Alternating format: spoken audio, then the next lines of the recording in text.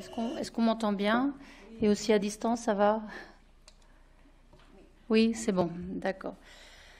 Alors, merci Jacques pour tu es sociologue, mais là, tu as fait œuvre presque d'historien en revenant sur les débuts de la médiation dans l'ère moderne, je dirais, puisque la médiation, en réalité, elle est beaucoup plus vieille que ça.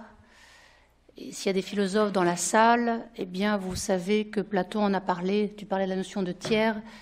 Platon en a parlé pour la première fois au monde à travers du tiers, à travers le Sophiste, qui est un ouvrage métaphysique. Apparemment, Sandrine aime ça, oui? D'accord, il y a des férus de Platon. Pourquoi c'est important? C'est important parce que la médiation, si Platon en parle, c'est que ce n'est pas juste une gestion des conflits.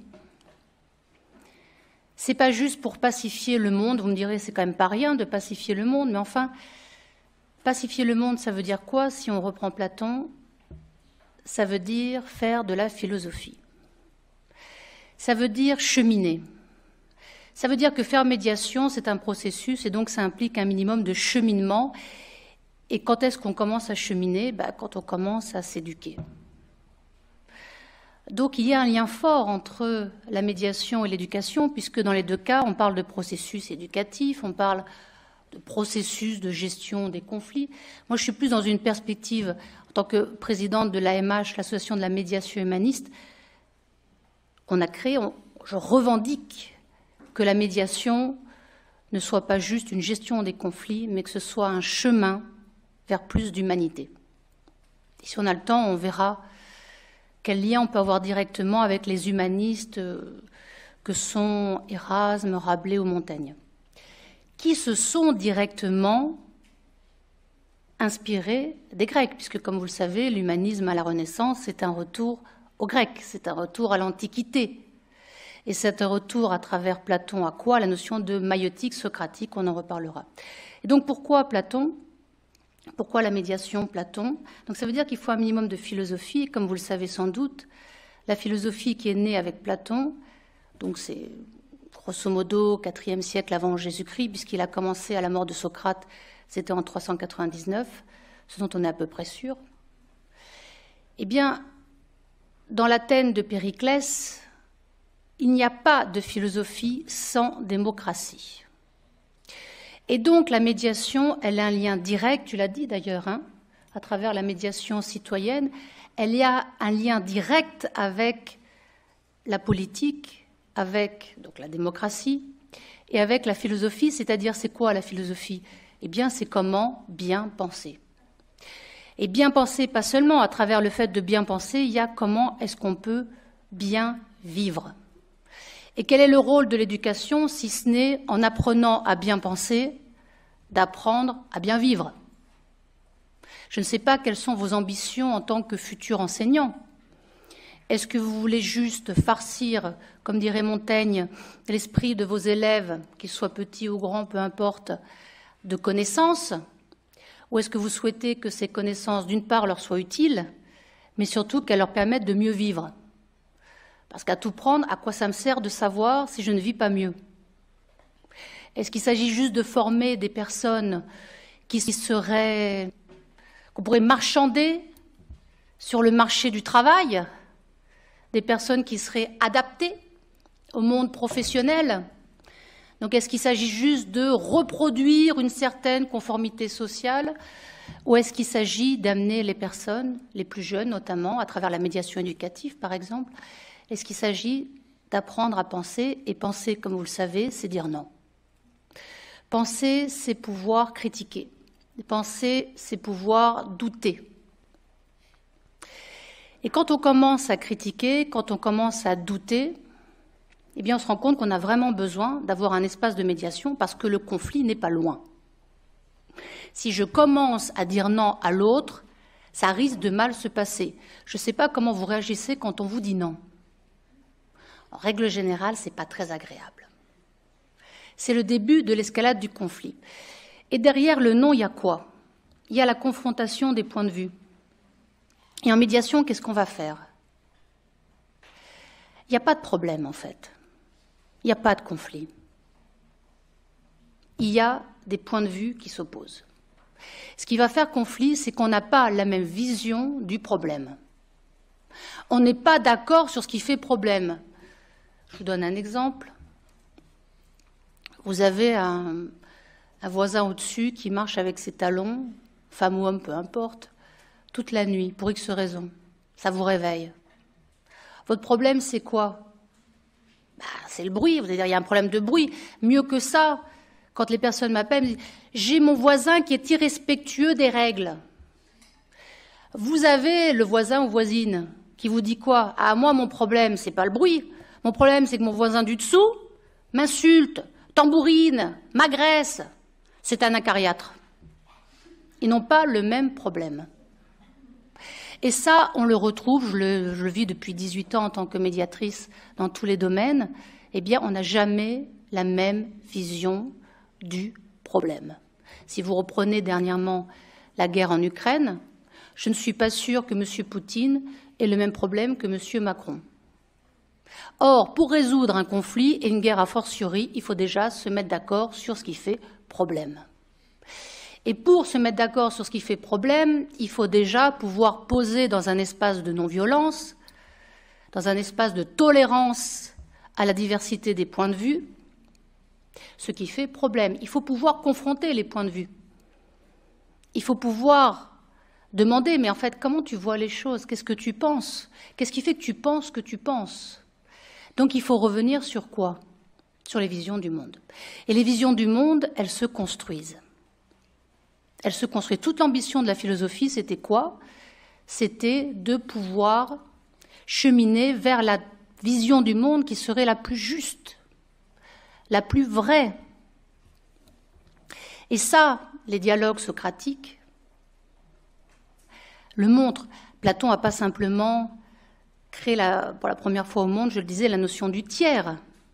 Tiers qui permet d'échapper à la logique binaire. Si tu ne penses pas comme moi, c'est que tu as tort.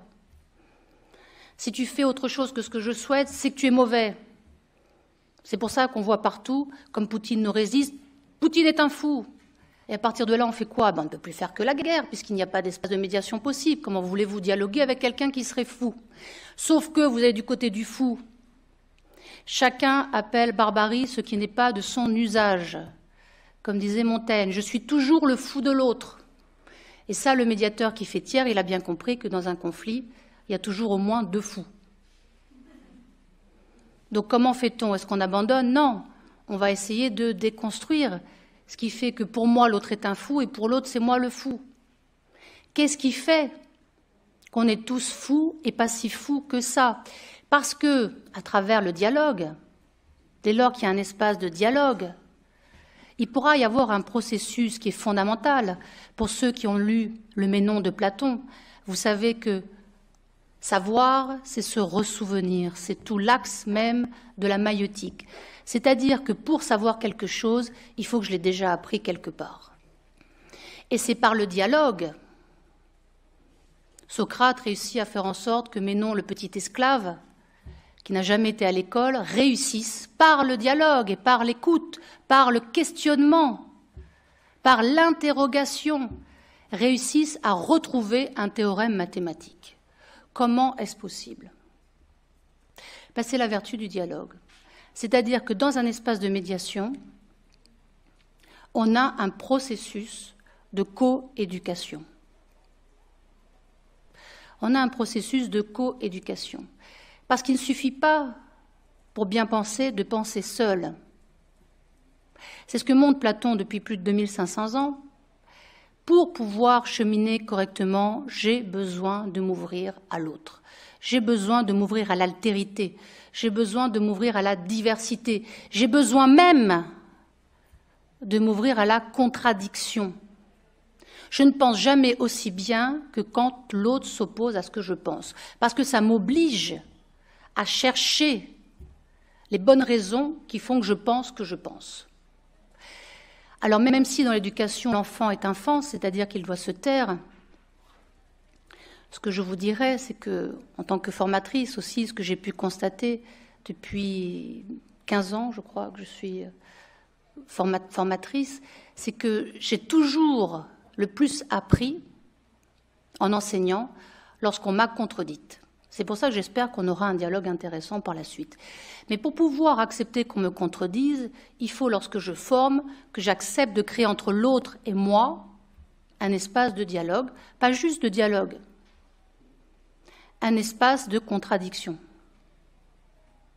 qui est ce que j'appelle la création de ponts d'altérité entre l'autre et moi.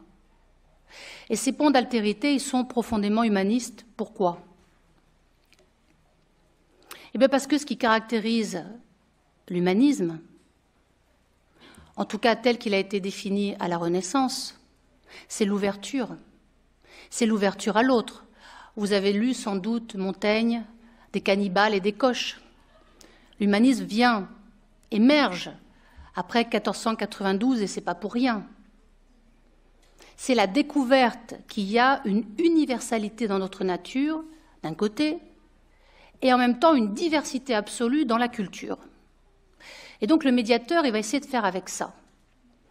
Il va essayer de voir comment est-ce qu'on peut, dans un espace, faire en sorte que les personnes se rejoignent dans ce qu'elles ont en commun, des besoins fondamentaux, ce que j'appelle la terre des besoins fondamentaux, ou le ciel des valeurs universelles, parce que dans le fond, on a tous à peu près les mêmes valeurs, il n'y a pas de conflit de valeurs, idéalement, on veut tous la même chose.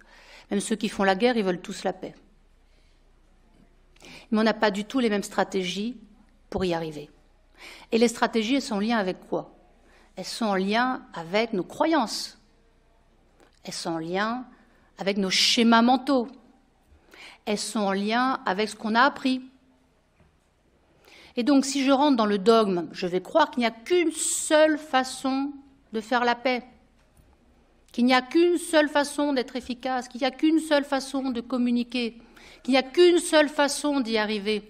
Et dès lors que je pense qu'il n'y a qu'une seule façon, je suis dans la pensée unique. Et de la pensée unique au vide de la pensée, il n'y a qu'un pas.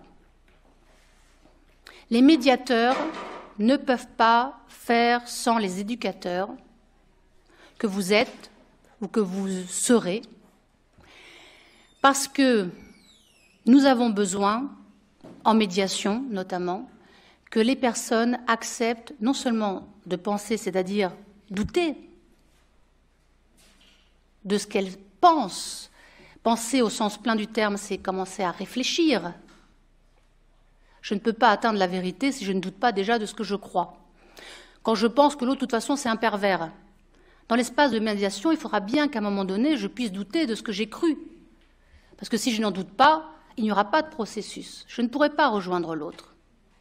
Mais j'ai aussi besoin d'un espace qui me permette de penser avec l'autre. Et on le voit depuis Platon, l'éducation, c'est aider l'élève non seulement à bien penser, mais à penser avec l'autre. Parce que sinon, je ne fais qu'annoncer ce que je crois. Et à ce moment-là, entre le vide de la pensée, ou la pensée binaire, la pensée unique, et le mal, il n'y a qu'un pas. Comme le disait Hannah Arendt, c'est dans le vide de la pensée que se déploie le mal. En tant que médiateur, on a un espoir relatif à l'humanité, c'est notre humanisme. Et en tant qu'éducateur, vous l'avez aussi, c'est de faire en sorte que les personnes s'améliorent. C'est de faire en sorte que l'élève ignorant ou qui fait mal sache mieux et fasse mieux.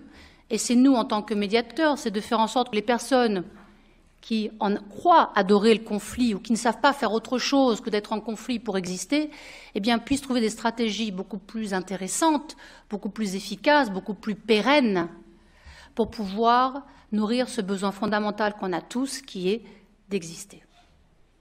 Et donc, derrière l'éducation et derrière la médiation, il y a du point de vue humaniste. Je sors des techniciens de l'éducation et des techniciens de la médiation, voire des mercenaires de la médiation ou de la formation. Ceux qui font cela parce qu'ils ont un espoir. Ceux qui veulent, comme le disait Alain, donner d'abord. Donner d'abord quoi ?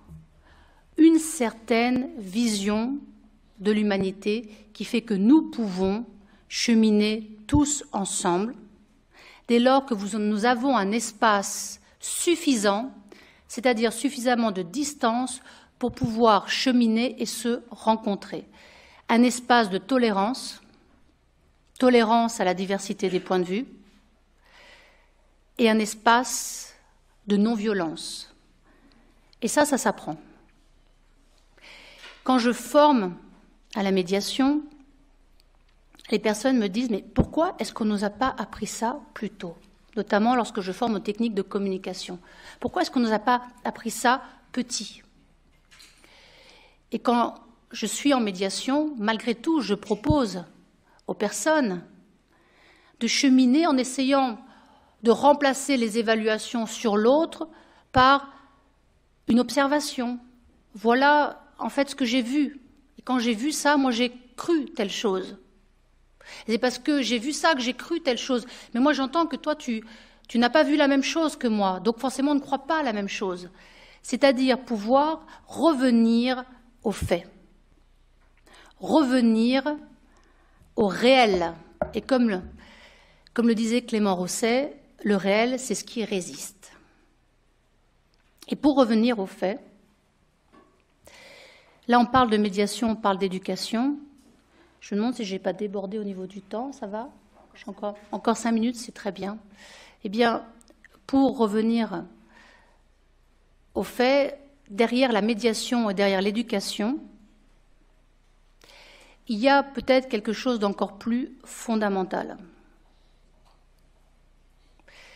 Revenir aux faits, ça veut dire revenir à quelque chose de brut, qui est donné indépendamment des enjeux de pouvoir et de domination. Je suis en train de vous parler d'une presse indépendante. Comment est-ce que je peux penser correctement et comment est-ce que je peux prétendre résoudre un conflit lorsqu'il y a une propagande de guerre ou lorsque ce qu'on me raconte n'est pas nécessairement ce qui est? Je vous parle de ça puisqu'en ce moment on parle du fondateur de Wikileaks qui apparemment serait bientôt extradé après avoir été emprisonné pendant 10 ans. Donc on pourra parler autant qu'on veut de la médiation et de l'éducation. Il faudrait sans doute lier la possibilité pour que tout le monde chemine dans un espace de tolérance et de non-violence par la possibilité pour que tout le monde puisse avoir un accès ouvert à la réalité des faits. Et donc ça veut dire qu'il y a un enjeu forcément politique pour réfléchir aux enjeux de pouvoir et à la manière dont ce que l'on vous sert quotidiennement peut en réalité servir des enjeux privés plus que ce que nous pouvons souhaiter en tant qu'humanistes, à savoir déployer à travers la rencontre avec l'autre, que ce soit sur un mode d'éducation ou sur un mode de médiation, une plus grande humanité. Je vous remercie.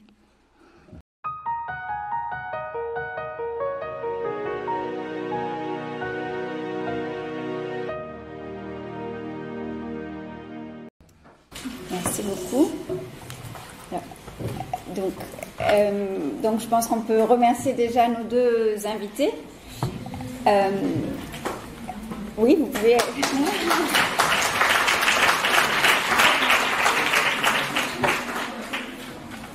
Donc je reprends, pardon.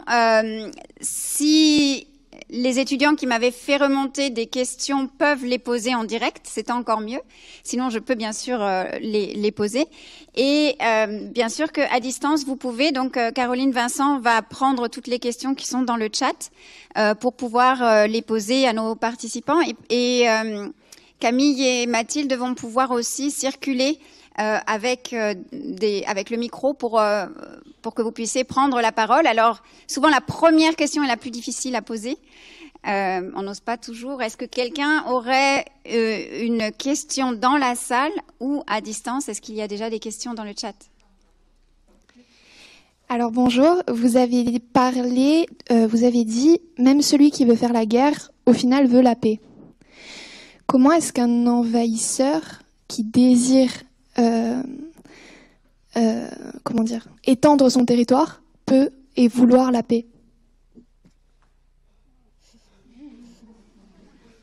Allusion, je pense, à la situation en Ukraine. Parce qu'on en a parlé, oui. Non, Mais... parce qu'en fait, il y a une confrontation de récits. Il y a un récit russe qui considère qu'il y a des individus qui sont menacés dans leur identité, russophone et russophile, dans les pays en question. Donc, il y a une rationalité dans l'action qui est faite, qui nous paraît barbare à nous qui ne sommes pas concernés, mais qui paraît logique du point de vue de celui qui construit ce récit, qui est largement construit par les pouvoirs politiques en place, évidemment, mais que la majorité des Russes soutient, parce qu'ils partagent le contenu de ce récit. Donc, chacun s'accuse réciproquement d'être des nazis, vous voyez, dans cette histoire. Bon. En se nazifiant réciproquement, on ne va pas avancer beaucoup. Merci. Tu veux répondre, toi? Je vous mettez les pieds dans le plat directement. Donc il n'y aura pas de sujet tabou, c'est formidable. Une fois qu'on a résolu, on a pu répondre à la question que vous avez posée, tout paraît très simple. Donc on va essayer d'y répondre et de vous aider aussi à comprendre ce qui fait que c'est possible. C'est possible de déclarer la guerre tout en voulant la paix. Alors la première des choses,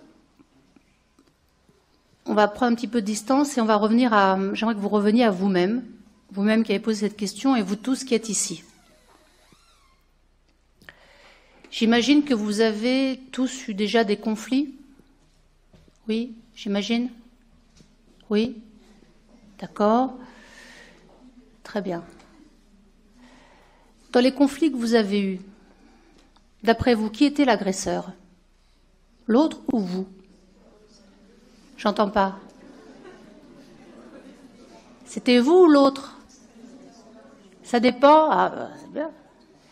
En règle générale, quand j'ai un conflit, ça me concerne personnellement aussi, eh bien, je pense toujours que c'est l'autre l'agresseur. C'est ce qu'on appelle le triangle dramatique de Karpman. Je pense toujours que c'est l'autre le persécuteur. Moi, j'ai un ressenti de victime, j'ai une intention de sauveur, et puis l'autre va considérer que j'ai un comportement de persécuteur, mais je ne me pense jamais persécuteur, parce que si je me pensais persécuteur, à moins d'être complètement schizophrène, je ferai en sorte de ne pas persécuter. Qui veut persécuter? Qui ici a envie de persécuter? Et même, quand bien même je serais sadique, le sadique, il fait ça pourquoi? Revenons à Socrate. Nul n'est méchant volontairement. Pourquoi est-ce que nul n'est méchant volontairement? Parce que je ne peux jamais vouloir le mal pour le mal. Si je suis sadique, si je suis même pervers, ce que je cherche derrière le mal que je fais à l'autre, c'est le bien pour moi. C'est ce que Spinoza appelle le conatus, c'est-à-dire la tendance de l'être à persévérer dans son être.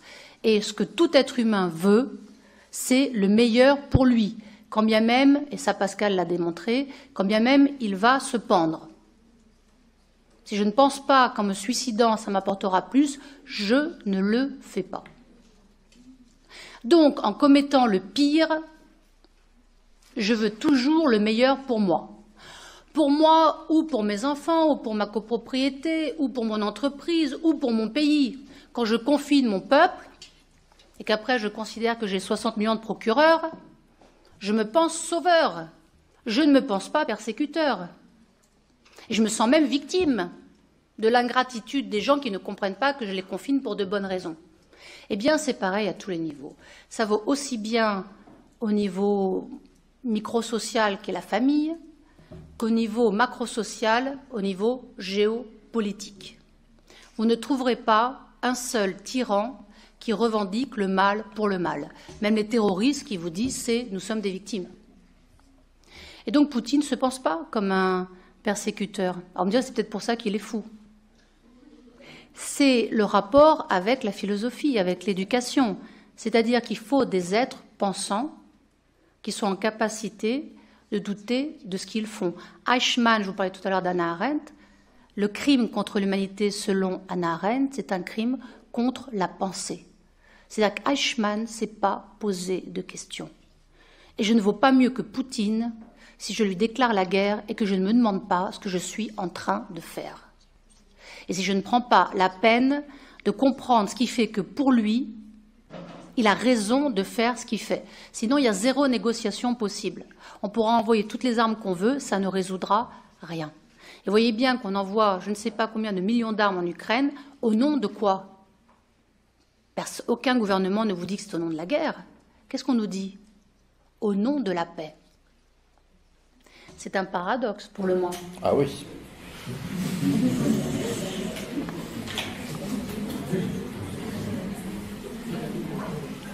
Merci. Est-ce qu'il y a d'autres questions dans la salle? Oui. Alors, en fait, on va vous demander, c'est pour ça qu'on est venu, de bien parler dans le micro, parce que ça permet de mieux entendre aussi à distance. Du coup, j'ai juste une question. Donc, vous nous avez dit que pour être lors d'un conflit, il ne fallait pas prendre parti. Mais comment on fait pour ne pas prendre parti? C'est normal qu'on ait une idée, lorsqu'on est médiateur entre les deux, on va se forger notre opinion. Donc, comment on fait pour ne pas influencer et pas prendre parti? Ah bah, c'est très compliqué. Ça se travaille. Ça se travaille parce qu'effectivement, on a tendance à vouloir prendre parti. C'est ce qu'on appelle la posture du médiateur.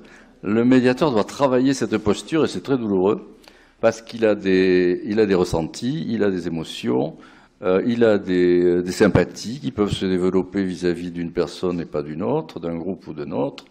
Et de fait, il doit travailler la mise à distance par rapport à ses propres affects, à ses propres émotions, à ses propres préjugés, pour devenir effectivement quelqu'un qui est à la fois et pour l'un et pour l'autre. C'est-à-dire qui veut du bien aux deux et à leur relation, mais pas par un travail individuel, mais par un travail sur la communication. Ce qui fait la spécificité du médiateur par rapport à tous les autres intervenants psy et sociaux, c'est qu'on ne travaille pas sur les individus, on travaille sur la relation, sur la communication entre les deux individus. Et donc, dès lors que vous vous concentrez sur l'établissement de la communication entre les deux individus, vous vous débarrassez un peu de la tentation qui est la vôtre de prendre le parti de l'un ou de l'autre. Mais vous pouvez penser naturellement qu'il y en a un qui a l'air un beau salaud alors que l'autre me paraît de bonne foi. En réalité, quand on déconstruit les récits des uns et des autres, on voit toujours que la situation est beaucoup plus compliquée. C'est ce qui me passionne en médiation. Vous recevez une personne qui vous raconte une histoire. Vous n'avez aucune raison de ne pas la croire. Hein. Vous n'êtes pas là pour juger. Donc vous acceptez son récit. Et puis, au début, quand vous n'êtes pas expérimenté, vous pouvez effectivement penser qu'elle est très, très victime, qu'elle a vraiment de gros problèmes et qu'elle est confrontée à un individu particulièrement malfaisant. Et puis vous rencontrez l'autre individu qui vous raconte une histoire qui est totalement différente, où lui-même souffre énormément, beaucoup. Et alors là, vous remettez en question le premier récit. Donc la seule façon d'en sortir, c'est de ne pas chercher à savoir qui a raison et qui a tort, parce que sinon vous êtes foutu. C'est pour ça qu'on ne peut pas faire de médiation. Il y a des principes éthiques et déontologiques qui sont là pour ça. Quand on connaît déjà les gens, il ne faut pas être dans un réseau d'interconnaissance. Alors, on peut simplement manager des conflits de façon comme ça spontanée, mais on ne fait pas de la médiation au sens strict du terme. Vas-y, je sens. Oui. Alors là, je suis contente parce que depuis qu'on sait qu'on va intervenir, j'arrête pas de dire à Jacques, mais on est d'accord sur tout. On va jamais pouvoir rentrer dans un dialogue parce que si on pense pareil, on peut pas dialoguer. Ça sert à rien. Bon. Donc là, il y a un petit point sur lequel on va pouvoir dialoguer parce qu'effectivement, je ne suis pas d'accord avec le dernier point. Mais pour revenir sur ce que tu disais au tout début, effectivement, et pour répondre à ce que vous dites, et sans doute c'est une question que tout le monde se pose, en fait, tu parles de multipartialité. S'il y a de la multipartialité, pour reprendre ton expression tout à l'heure, c'est qu'il y a un deuil de la vérité. Mais attention, on ne tombe pas dans un relativisme absolu. C'est un deuil de la vérité absolue, mais ce n'est pas un deuil de la vérité pour chacun. C'est-à-dire qu'on va essayer de comprendre les bonnes raisons qu'a chacun de penser ce qu'il pense. Les bonnes raisons qu'a eu chacun de faire ce qu'il a fait. Et d'où l'empathie. C'est-à-dire dès que je me mets à la place de l'autre, je comprends ce qu'il s'est dit en voyant telle chose, je comprends ce qu'il a ressenti, je comprends ce qui était important pour lui, ce dont il avait besoin, forcément j'aurais fait pareil. Certainement que j'aurais fait pareil. Et c'est là où il y a dans la médiation quelque chose de profondément humaniste. Parce que dans cet espace-là, on n'est pas tellement, tu parles de relations, on n'est pas, sauf à certains courants anglo-saxons, on n'est pas uniquement centré sur le problème, on s'en fiche du problème. On est centré sur la problématique. Qu'est-ce qui fait problème pour chacun? Et ce qui fait problème entre les deux, c'est qu'ils n'ont pas la même vision. Donc on va essayer d'abord de comprendre la vision de chacun. Comment est-ce que cette vision a pu se construire? Ça veut dire qu'on considère qu'il y a de la légitimité pour chacun à penser ce qu'il pense au regard de ce qu'il a pu voir et entendre. Si j'avais vu et entendu la même chose, je vous donne un exemple très concret, il y a 2 ans, si vous étiez branché sur Radio Raoult, eh bien, c'était hydroxychloroquine à plein. Si vous étiez plutôt branché sur Radio Véran, c'était surtout pas d'hydroxychloroquine. Bon, eh bien, qu'est-ce qu'il fait le médiateur? Il fait et de la Radio Raoult et de la Radio Véran et essaye de voir ce que ça donne. Comme en philosophie, on a une thèse, une antithèse, eh bien, la synthèse, c'est pas la négation des deux, c'est l'intégration des deux. Quand je vous disais de construire des ponts d'altérité. Et tu parlais de tiers. Alors le tiers, c'est quoi? Le tiers, c'est la conscience. Je vais aider chacune des personnes à prendre conscience du fait que, oui, moi je pense que l'hydroxychloroquine c'est très bien, pas juste parce qu'en soi c'est très bien, parce qu'en fait ça fait 3 mois que je n'entends que Radio Raoult. Mais si ça fait, mais je comprends mieux pourquoi tu t'opposes, parce qu'en fait toi, tu n'étais pas branché sur la même radio que moi, tu étais sur Radio Véran. Moi je voulais pas écouter Radio Véran, mais maintenant je comprends. Et qu'est-ce qu'il fait le médiateur? Il dit, et si on écoutait les 2 radios? Qu'est-ce que ça donne? Et forcément, quand je commence à écouter ce que l'autre écoute et à voir ce que l'autre voit, quand je rentre dans ses baskets, forcément je comprends qu'il ait fait ce qu'il a fait. Chacun arrive à faire un petit peu tiers avec ce qu'il pense, parce qu'il arrive à revenir à la source. Et là où je ne suis pas tout à fait d'accord avec toi, c'est la notion de tiers. Je ne peux pas, à mon sens, faire tiers entre les personnes si je ne fais pas déjà tiers avec moi-même. Donc ça veut dire que le médiateur, c'est celui qui peut déjà faire tiers avec lui-même. Et si je suis en capacité de faire tiers avec mes émotions, ma sympathie pour l'un, mes croyances sur une personne qui arrive, faire tiers, ça veut dire quoi? C'est la conscience. C'est la conscience. Bon, j'ai conscience que cette personne m'agace. Le simple fait d'en avoir conscience, ça met de la distance. Je peux commencer à travailler, mais si j'en ai pas conscience et que je me dis « elle est agaçante », j'ai pas de conscience, j'ai pas de tiers. Donc c'est la conscience qui sauve. D'ailleurs, c'est la seule chose qui sauve face à la violence. Demain, ce sera la journée contre la violence éducative ordinaire. Je ne sais pas si vous connaissez la violence éducative ordinaire. La majeure partie des enseignants usent de quoi? De menaces, de sanctions, d'impératifs, de notes, d'interdits, d'évaluations, d'interprétations, tout ce qui, selon Marshall Rosenberg, constitue le cœur de la communication violente. Mais qui se croit violent? Quel enseignant se croit violent? Quand je formais des enseignants, notamment au Liban, on a créé le premier DU de médiation éducative, peut-être au monde d'ailleurs, eh bien ils disaient mais on a toujours fait comme ça? Comment on va faire pour les éduquer si on n'a plus la possibilité de les menacer, de les sanctionner, de leur interdire, de recourir à des... Comment on va faire? Eh bien, on va commencer par les écouter. On va commencer par créer la relation, la connexion, le dialogue. Et donc déjà, le premier travail qu'on a eu à faire avec ces enseignants au Liban, c'était qu'ils prennent conscience de ce qui leur paraissait évident, qu'ils aient une petite distance. Et à partir du moment où ils arrivent à faire tiers avec eux-mêmes, ils peuvent rentrer en médiation, même dans l'intimité de la famille. Moi, j'ai pu l'expérimenter. Je ne vais pas rentrer dans les détails, parce qu'en plus, c'est enregistré. Mais j'ai pu, et je remercie la personne proche qui m'a fait un procès, parce que forcément, je ne pouvais pas recourir à des médiateurs que j'avais par ailleurs formés ou que je connaissais. Donc, j'ai fait la médiation toute seule. Et ça a très bien fonctionné. Mais qu'est-ce qui fait que ça a fonctionné? C'est que je n'avais qu'une obsession, une seule obsession, qui est celle du médiateur. Comprendre comment cette personne avait pu me faire un procès. Comment c'est possible qu'il m'ait fait un procès? Qu'est-ce qu'il a pu penser? Qu'est-ce qu'il a pu se dire? De quoi il a besoin lorsqu'il me fait un procès? Qu'est-ce qui est tellement important pour lui? Et de pas juste en rester « Ah, de toute façon, c'est qu'un con ». Ce qui est parfois vrai, d'ailleurs. Merci beaucoup. Alors, je sais qu'il y a d'autres questions, et là, on entre dans des thématiques qui peuvent vous toucher, hein, parce qu'il y a des parents qui peuvent faire des procès à des enseignants, etc. Donc, ça peut être effectivement des situations que l'on peut rencontrer. Mais il y avait une question, je crois, dans le chat. Il y a une question, les gens en présence, et après, il y a plusieurs questions en ligne. Il y a plusieurs questions en ligne. Alors. Bonjour.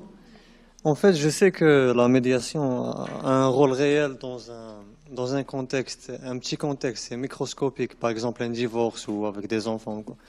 Mais je me demande, est-ce que la médiation a un rôle réel dans un conflit international ou global? Et je ne parle pas de la guerre en Ukraine parce que c'est une petite bataille, une guerre. Je parle d'une guerre mondiale ou de l'Irak ou d'une vraie guerre, là où il y a des millions de morts. Est-ce qu'une médiation citoyenne, comme vous dites, a un réel intérêt dans ça? Parce que... Alors là, elle n'est pas citoyenne dans ce cas-là, hein. La médiation citoyenne, c'est la médiation qui est faite par les citoyens pour les citoyens. Donc là, on est au niveau des États. Alors, il y a plusieurs façons de gérer un conflit interétatique. Il y a la diplomatie. Quand la diplomatie, c'est-à-dire la parole, hein, qui circule, même si ça paraît pas évident, mais c'est essentiel de garder cet espace d'échange et de dialogue. Quand la diplomatie a échoué, c'est vrai que la médiation a pu tenter de réussir. Alors, là où elle a été le plus utilisée, c'est dans le conflit israélo-palestinien. Vous avez vu les résultats. Pour l'instant, le conflit continue toujours parce qu'on assiste à une compétition victimaire entre les deux protagonistes du conflit.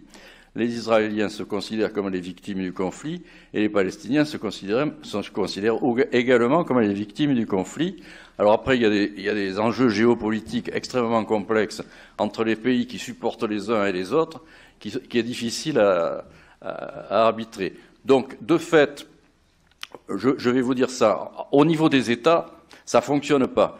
Par contre, il y a beaucoup d'ONG internationales, personne ne le sait, n'en parle suffisamment, qui travaillent en Palestine et en Israël pour faire en sorte que les citoyens des deux communautés se connaissent mieux, apprennent à se connaître, apprennent à communiquer ensemble, à travers, par exemple, non seulement des conférences, des petites conférences, micro-conférences où on parle de l'altérité, de ce qu'est l'autre, et on apprend à savoir ce qu'est l'autre, mais aussi pour les jeunes, dans des colonies de vacances mixtes, où ils jouent au foot, mais pas les Israéliens contre les Palestiniens.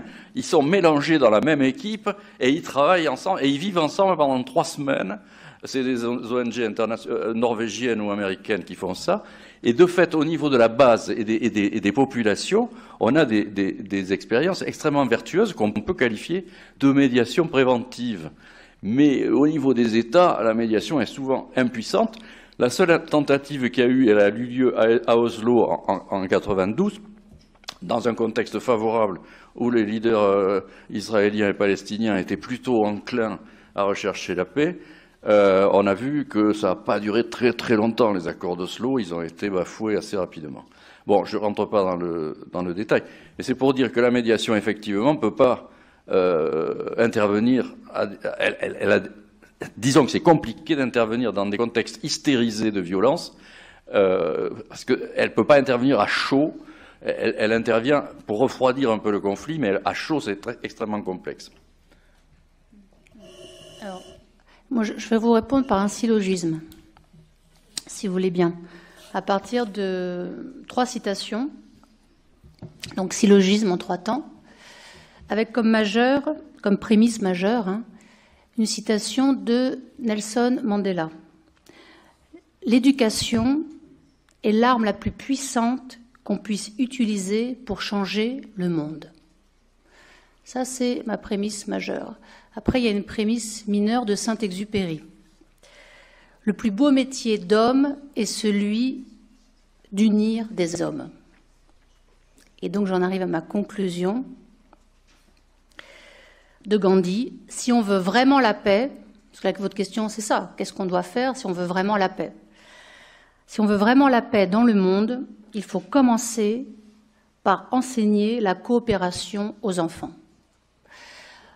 Donc, résoudre des conflits avec des adultes qu'on manquait durant 20, 30, 40, voire plus d'années, d'une formation réelle à la capacité de penser, de douter, d'agir en conscience, de pas juste comme Eichmann faire ce que l'on demande de faire en pensant que c'est le bien, et qui peuvent commencer à mettre en place des espaces de médiation avec l'autre.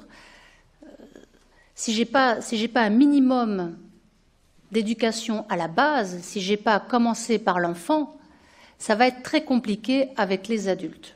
Surtout quand ces adultes en question ont les rênes du pouvoir. Il faut qu'ils arrivent à faire un pas de côté. Et ce pas de côté, c'est plus facile de l'apprendre à des petits-enfants. Donc, en tant que futur éducateur, vous pouvez aider les médiateurs que nous sommes, c'est-à-dire déjà créer dans votre enseignement ces espaces de médiation, de tolérance et de non-violence qui permettront ensuite aux futurs adultes, aux futurs citoyens, de toujours se souvenir que lorsque je juge l'autre, lorsque je pense avoir raison et que l'autre a nécessairement tort, lorsque je rentre dans une logique binaire, eh bien l'escalade du conflit n'est pas très loin.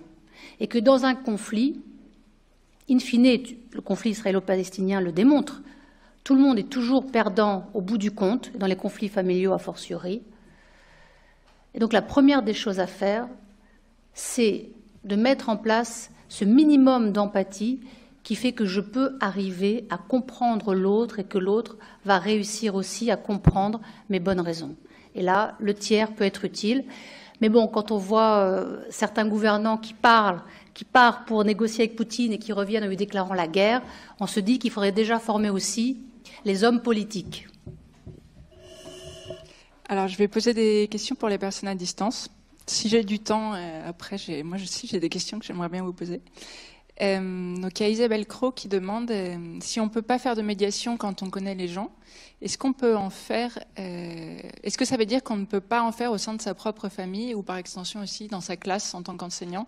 Est-ce qu'on peut prendre ce rôle dans sa classe ou dans sa famille? Oui, c'est intéressant. Alors d'abord, on peut faire des médiations quand on connaît les gens à la condition que les personnes vous accordent une légitimité à la faire. C'est-à-dire acceptent que vous soyez leur médiateur, mais d'un commun accord. Si c'est le cas, on est dans un régime totalement consensuel en médiation, on ne peut rien imposer. Si c'est le cas, s'ils vous choisissent réciproquement, vous pouvez très bien essayer. Vous verrez si ça marche ou si ça ne marche pas. Le problème, c'est que vous avez tellement de connaissances sur le vécu des uns et des autres que c'est un peu compliqué. C'est pour ça que être médiateur dans sa propre famille me paraît quand même largement déconseillé. Alors, je pensais avoir répondu à cette question-là tout à l'heure, c'est que j'ai expérimenté personnellement le fait d'être médiatrice dans ma propre famille lors d'un procès, puisque je n'ai pas eu la possibilité de recourir à des médiateurs externes. Mais comme je l'ai dit tout à l'heure, je n'ai pas dit à la personne en question, on va faire une médiation. J'ai fait en sorte qu'on se retrouve au café, ça m'a pris 9 mois pour le sortir des griffes. Vous avez bu beaucoup de café alors? Non, on a fait quelques cafés, mais il m'a fallu 9 mois pour qu'il accepte de me rencontrer. Bon. Et après, ça a été très rapide, parce que mon obsession, c'était de comprendre, et non pas de lui démontrer qu'il avait tort. Je voulais comprendre comment c'était possible qu'il me fasse un procès. Donc ce qui va compter, c'est avant toute chose la posture. Et ce qui compte dans la communication non violente, c'est l'intention. Est-ce que j'ai une intention bienveillante ou est-ce que je veux juste corriger l'autre et lui démontrer qu'il a tort? Donc parfois on a envie de corriger l'autre, et lui, même en tant que médiateur. Simplement, moi j'en ai conscience, je sais quand je sors de mon rôle de médiatrice. Et ça sauve. Parce que je ne vais pas croire, lorsque ça dérape, que c'est de la faute de l'autre. Je sais que j'ai moi-même largement dérapé. Donc dans un cas comme ça, j'avais aussi mesuré ce dont j'aurais besoin en tant que médiatrice pour pouvoir affronter quelqu'un qui faisait pour moi la pire des choses qui était. Mais c'est la fait de vouloir comprendre qui sauve. Si vous voulez comprendre comment c'est possible que quelqu'un commette la pire des choses, c'est d'ailleurs ça la justice restaurative, c'est aussi les gachacha dans le Rwanda, entre Hutu et Tutsi. Tant que je ne veux pas comprendre ce qui fait que l'autre que je connaissais a trucidé ma mère, eh bien, en tant que Hutu, par exemple, face à un Tutsi, je ne peux pas le rencontrer. C'est la question essentielle, et c'est là où il y a un lien avec l'éducation. Il y a éducation parce qu'il y a un questionnement. Il y a un chemin qui se dessine parce qu'il y a un questionnement. Et quel est ce questionnement fondamental qui caractérise tous les êtres humains, et peut-être, à mon sens, c'est ce qui caractérise d'abord l'être humain, et qui le distingue de tous les autres êtres sur la Terre. C'est qu'on se pose, tous les êtres humains, sauf Eichmann, la question du pourquoi. Donc après, je peux, à un moment donné, je fais toujours partie de l'espèce, mais à un moment donné, par une sorte d'embrigadement, je vais cesser de cultiver en moi cette part d'humanité qui me permet d'agir avec humanité. Tant que je ne me pose pas la question du pourquoi, le risque est grand de la violence. Parce que ce que je fais me paraît évident. Il n'y a plus de possibilité d'interrogation. Et ça vaut, je vous en parlais tout à l'heure, pour la violence éducative ordinaire.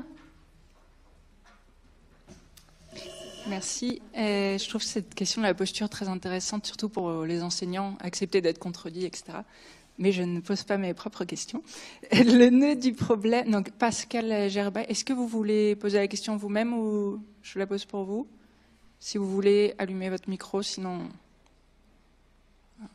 Bon, je continue. Le nœud du problème ne se situerait-il pas dans l'habitude de pensée dichotomique, dominant-dominé, juste-faux?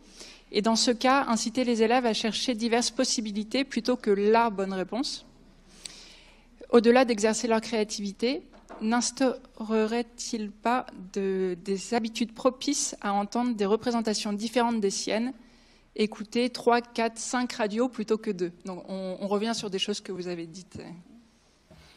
Mais moi, pour vous parler concrètement, j'ai organisé à une époque dans ma jeunesse des ateliers de médiation dans des collèges.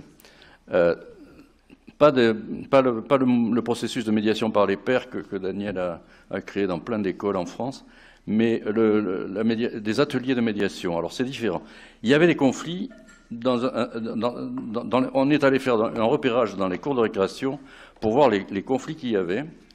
Et ensuite, on a fait une intervention avec un enseignant et moi, pas l'enseignante qui était responsable de la classe, hein, toujours quelqu'un d'extérieur. On a fait des ateliers de réflexion de type médiation sur, d'abord, l'identification du conflit. Est-ce que quelqu'un trouve que c'est un conflit ou pas? Quelles sont les positions des uns et des autres? Et puis, donc, d'abord, on travaille sur la nature du conflit, si tout le monde pense qu'il y en a un ou pas. Et s'il y en a un, on essaie ensuite de travailler sur les solutions possibles. Et au tableau, on liste on fait du brainstorming, on liste toutes les propositions qui sont faites par les élèves pour essayer de solutionner le conflit. Il y en a parfois 15 ou 20.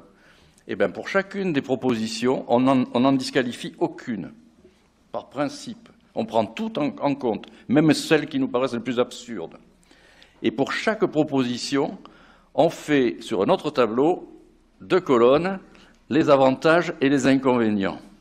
On liste les avantages et les inconvénients. Et là, généralement, la classe arrive à considérer que cette solution, elle est pas possible, quoi. Donc on l'élimine. Et puis à la fin, il en reste 2 ou 3. Et alors là, ça débat vraiment à fond. Et à la fin, ils disent parfois c'est impossible de choisir entre ces 2 ou ces 3. Parfois, ils en choisissent une et on leur demande d'essayer de l'expérimenter pour voir ce que ça donne. Et on les revoit plus tard pour savoir ce qui s'est passé dès lors qu'ils ont expérimenté la réponse. Parfois, ça n'a pas marché, mais nous, ce qui compte, c'est qu'on a fait ce qu'on appelle une cure de citoyenneté. C'est-à-dire on les a fait travailler à coopérer ensemble à la recherche d'une solution mutuellement satisfaisante. Et ça, c'est passionnant à faire. Bon, j'avais la pêche à l'époque, je faisais ça, j'ai arrêté, mais j'espère que d'autres ont repris le flambeau, mais ça marche très très bien. Alors, effectivement, ça, c'est dans le processus de médiation, il y a plusieurs phases. Il y en a au moins 4, voire 5. Il y a une première phase qui est celle du retour aux faits. Qu'est-ce que tu as vu? Qu'est-ce que tu as entendu? C'est ce qu'on appelle le quoi. Après, il y a la question du pourquoi. Celle de l'enfant à partir de pourquoi. Pourquoi tu as fait ça? Parce que j'ai vu et entendu telle chose et que donc j'ai cru. Très bien. Quand je commence à comprendre pourquoi l'autre a fait ce qu'il a fait, il y a ce qu'on appelle la catharsis des émotions, qui est la phase d'intercompréhension. Ah, je ne peux plus haïr quelqu'un que je comprends. C'est pas possible. Je peux être en désaccord fondamental avec, par exemple, le comportement d'un pédophile, mais quand je comprends que le pédophile a été, par exemple, abusé lui-même petit, je suis toujours en désaccord fondamental avec le comportement, mais enfin, je ne peux plus le haïr de la même façon. C'est pas possible. Parce que je rentre dans son humanité. Et l'humanité, c'est avant toute chose la complexité. Bon. C'est-à-dire que personne n'est tout à fait ni bon ni méchant. Après cette phase de catharsis, qui est le point de bascule en médiation, eh bien, il y a ce que vient de décrire Jacques, qui est le « et si ». Et si, c'est le brainstorming. Et si on imaginait plein de solutions? Et qu'est-ce qu'on voit? Et la dernière phase, c'est la solution. Pour arriver à la solution, il faut que j'imagine plein d'options possibles. Mais pour que j'imagine plein d'options possibles, l'erreur qu'on commet le plus souvent, c'est on va imaginer. Non. Pour qu'on imagine ensemble, il faut d'abord qu'il y ait cette phase de catharsis qui est ce que j'appelle, moi, la constitution d'un socle d'altérité. C'est-à-dire qu'il faut que j'arrive à comprendre, derrière la diversité des stratégies, quel est notre objectif commun partagé. Une fois qu'on a défini ce qu'on veut ici, par exemple, c'est de l'efficacité. OK, alors quelle pédagogie on va appliquer? Mais tant que je n'ai pas défini qu'on veut exactement la même chose, on ne pourra pas débattre entre nous des stratégies. Parce que je ne pourrai pas accepter que l'autre fasse autrement tant que je n'ai pas compris que même s'il fait autrement, dans le fond, il veut aussi de l'efficacité comme moi. Donc la créativité, elle implique ce socle d'altérité. C'est pour ça que c'est une médiation humaniste. Je vous parlais tout à l'heure de l'universalité. Qu'est-ce qui fait qu'on est tous des êtres humains? C'est qu'on veut tous ici de l'efficacité dans ce qu'on fait. Qu'on sauve quelqu'un ou qu'on le tue, on veut que ce soit efficace. On ne peut pas le faire à peu près. Ou alors on délègue. Quand je fais quelque chose, j'ai envie que ce soit efficace. Si je ne le fais pas de manière efficace, c'est que dans le fond, je ne veux pas réellement le faire. Alors, on a de plus en plus de questions en ligne. Si vous avez des questions, n'hésitez pas à vous signaler auprès de Camille, parce que moi, je vais pas vous voir. Mais donc, on prendra vos questions, hein, gardez-les. Des questions dans la salle, là? Pas pour l'instant. N'hésitez pas, hein, toutes vos questions sont les bienvenues. Ça tombe bien, je n'avais pas de réponse. Marco, est-ce que tu veux poser ta question toi-même ou je la pose? Bon, non, vas-y. Je me demandais, donc Marco Capellini qui demande, je me demandais comment interpréter l'entreprise éducative et en son sein la médiation pour la formation à la citoyenneté par rapport au conflit. Je pose la question en pensant aux narrations, par exemple celle des marxistes. Pour progresser dans les droits d'un groupe, il ne faudrait enclencher un rapport de force, voire un conflit. Vous avez 5 minutes. Tu peux répéter, là? Marco, aide-moi, pose ta question. Oui, non, pardon. J'arrive juste un moment. Tac. Oui, ça devrait aller. Donc, oui, non, je voulais juste poser la question par rapport à l'éducation à la citoyenneté. On avait parlé, c'était à la fin du deuxième exposé d'ouverture, de la question de la médiation et des conflits pour la citoyenneté, pour la démocratie.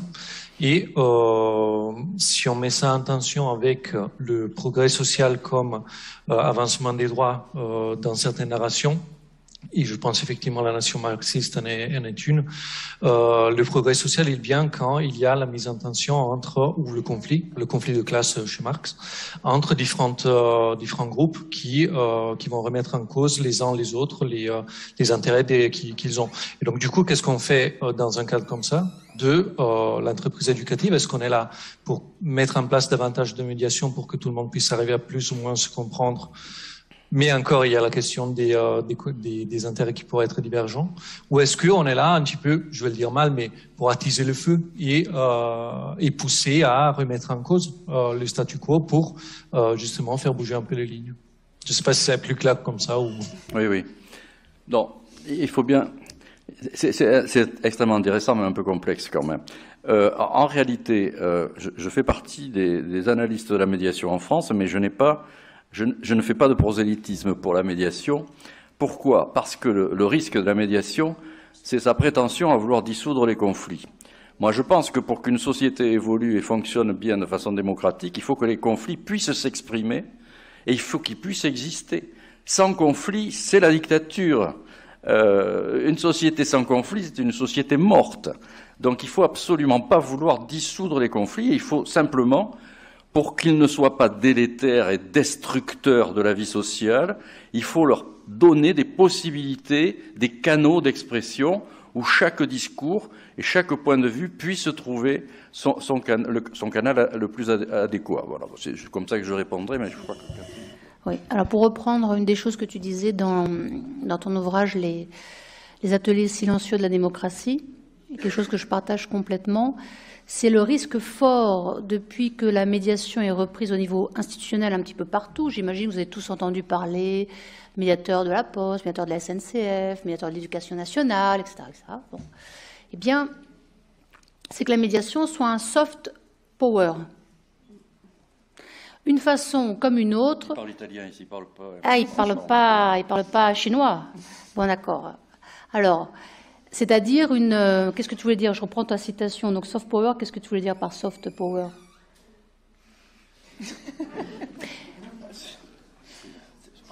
C'est le contraire du pouvoir des armes. Voilà. Disons une façon comme une autre de dominer. C'est une façon comme une autre de taire ce que la société a de profondément violent, parce qu'on va privatiser le conflit, en quelque sorte, et on va enlever les organes qui permettaient aussi aux plus faibles de pouvoir être protégés, notamment la justice. Et quand on voit l'état de la justice, eh bien, on comprend aussi que la médiation, même si elle se déploie, elle n'empêche pas la violence d'exister. Simplement, elle est privatisée. Et ça, c'est quelque chose que je remarque depuis 18 ans que je suis médiatrice. J'ai l'impression d'être de plus en plus instrumentalisée quand j'interviens dans une multinationale, par exemple, où il y a tant de budget pour la médiation, parce que c'est quand même une petite chose, alors un petit budget pour la médiation, et puis on fait quelques petites séances, et puis après, au revoir. Hein, parce qu'il ne faut surtout pas que ça change l'essentiel. Il ne faut surtout pas changer le système. Mais au moins, l'entreprise, elle est protégée sur le fait que, voilà, par rapport aux risques psychosociaux, on a fait venir une médiatrice. Donc, on a fait ce qu'on avait à faire. Après, on peut continuer entre nous, tranquillement. Donc, il y a un effet très pervers dans le déploiement de tous ces médiateurs, parce qu'on voit bien que la société n'est pas moins violente. Et j'aimerais revenir, je reviens toujours au grec, à Héraclite, qui considérait que l'harmonie, elle vient de quoi? De la confrontation des contraires. Donc, pour reprendre ce qu'a dit Jacques, il ne s'agit surtout pas, en faisant de la médiation, il ne s'agit surtout pas de faire en sorte de lutter contre le conflit. Si je reprends en chinois la notion de crise, eh bien, derrière le mot crise, alors j'apprends le chinois, mais je ne peux pas encore vous le prononcer, désolé, ceux qui savent très bien. Eh bien, derrière le mot crise en chinois, il y a deux choses. Il y a conflit, donc c'est quelque chose qui peut amener au chaos, c'est quelque chose de violent, donc personne n'en veut. Et puis il y a autre chose. Il y a opportunité. Toute crise est une opportunité de changement. Donc il s'agit, paradoxalement, lorsqu'on promeut la médiation, de surtout préserver des espaces où la crise pourra s'exprimer. C'est pour ça que j'en reviens aux notions d'altérité. Et un espace de médiation, ce n'est pas un espace où le conflit se tait, c'est un espace où on peut au contraire se rencontrer, mais de manière non violente et dans une tolérance par rapport à l'autre. Merci beaucoup. Est-ce qu'il y a une question dans la salle? Non. Alors faites attention au volume sonore, parce qu'il y a une captation derrière vous, donc il ne faut pas faire trop de bruit à l'arrière. Donc, Mohamed Abakali, est-ce que vous voulez mettre votre micro ou je pose votre question? Quelle est la différence? Donc, vous venez de répondre en partie. Quelle est la différence entre la médiation humaniste et la médiation sociale? Est-ce qu'on a des institutions officielles de la médiation sociale en France? Et si oui, pourquoi, par exemple, elles ne sont pas intervenues, publiquement en tout cas, lors des événements des Gilets jaunes?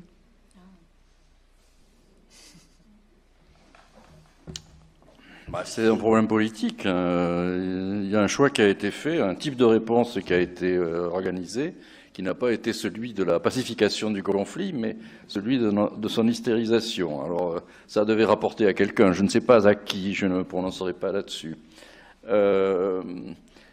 En tous les cas, il n'y a pas eu de tentative de médiation véritable à ma connaissance, même s'il y a eu... c'est un grand débat sur la question de la violence dans la société. Quel est le niveau de violence acceptable dans une société et quel est le niveau de violence inacceptable? Tous les pouvoirs publics vous disent que la violence est inutile, qu'elle ne sert à rien, on peut s'exprimer d'une autre façon, etc. Sauf que la théorie des opportunités nous montre que quand tous les canaux de communication sont obstrués et qu'on ne peut pas s'exprimer autrement, il y a des gens qui utilisent la violence pour se faire entendre parce qu'ils pensent qu'elle peut leur apporter des bénéfices. Et ils ont raison.